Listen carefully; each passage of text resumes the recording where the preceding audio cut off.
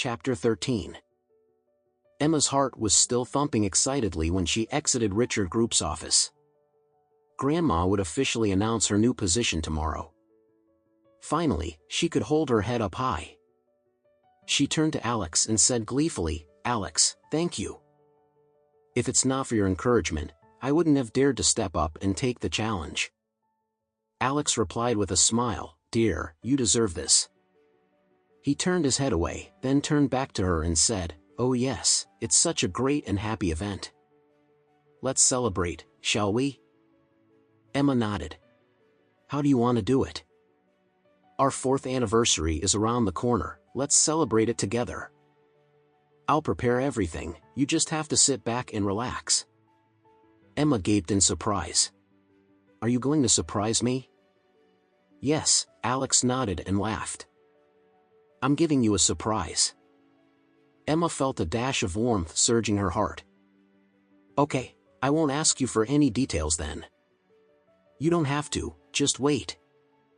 Alex had several plans lining up for the preparation of a special and exclusive wedding anniversary. Generally, compensation was the main objective. After all, he was very poor previously and he didn't have the money to buy presents for his wife. In fact, he couldn't even afford a formal wedding for her. Now that he was loaded, he wanted to compensate her earnestly. After splitting with his wife, Alex went to a jewelry store called Platinum Court in the center of Oris Hill alone. Platinum Court was the most popular jewelry store in town. They had gold, platinum, diamonds, jade, and all sorts of gemstones and accessories that one could dream of. You name it, they've got it. Alex wanted to buy a gift for his wife before heading to the best hotel in town to book a venue for their belated wedding. When he walked into the stores, the sales personnel didn't bother to entertain him when they saw him wearing 4-striped A.K.A counterfeit Adidas sneakers. Regardless, Alex looked around by himself for a long while until he saw a jade necklace locked in the glass cabinet. The necklace was made of the most exclusive icy jadeite. It was very elegant and exquisite, a perfect match for Emma's aura. He peeked at the price tag, $15 million, which was a piece of cake for him. He ushered for one of the sales personnel and said, "Hi, please take this necklace out, I'd like to have a look." The person glanced at him indifferently and muttered, "I don't have the key, it's with our manager." Then, he spoke through the intercom and said, "Miss Alice, there's a guy here who wants to see our most prized possession." Very soon, a very enchanting woman with a very thick makeup sprinted to the storefront enthusiastically. Her name was Jane Alice and she was the sales manager at the store. "Which prestigious guest wants to see our prized collection?" The personnel pointed to Alex and said, "This man over here." "Ha!" Alice shifted her gaze at Alex and expressed a disgusted look as if she had just eaten a fly.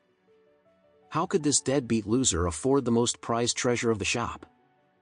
She turned to the male sales personnel and said, "Hey, Gil, you're kidding me, right?" "No, it's true, this gentleman wants to see the necklace." Alice chided rudely, "Are you telling me that this loser can afford the necklace? Are you blind?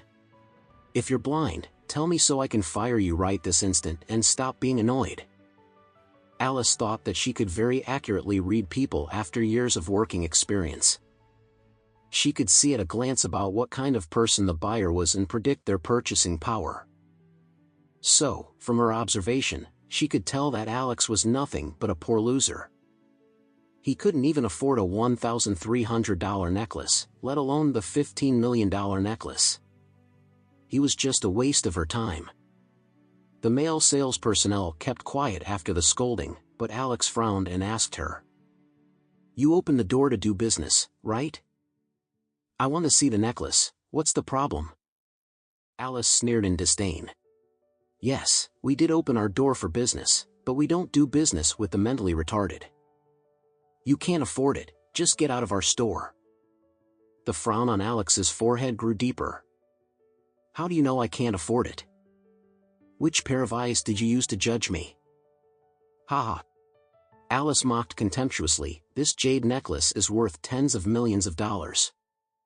Tell me, how are you going to pay for it?" I know exactly what you want to do. You want me to take it out so you can snap a picture of it and post it on Instagram to show off, am I right? Alice crossed her arms in front of her chest and stood with her head held high, looking snobbish and pompous. There were a few shoppers in the store. When they heard the price of the jade necklace, they gaped in awe and pointed at Alex as they whispered, "That guy is so shameless. Why does he want to look at it when he can't afford it?" "You're right. Didn't he look into the mirror before he left his house? How can he deserve such a beautiful and precious gem with that low-quality outfit?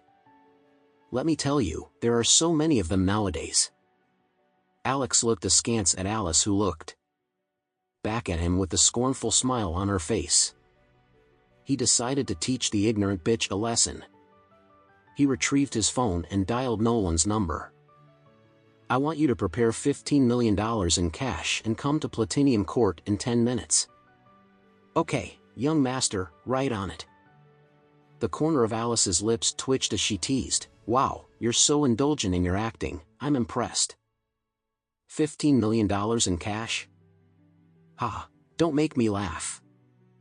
I haven't seen so much cash in my life. I do hope you'd let me open my eyes today. Don't you know that you'd need to make a prior appointment with the bank for any cash withdrawals above $1 million?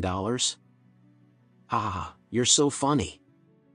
Alex nodded inexpressively and said, "Since you haven't seen it before, you'll see it soon." The shrill voices started to resonate across the store. "It's okay to be poor, just don't be so puffed up. Ha, this guy looks nothing like a rich guy at all. 15 million? I'll call him Dad if he can get $15,000. Well, I'm curious to see what 15 million in cash looks like." Listening to the crowd who was taking her side, Alice smiled satisfyingly.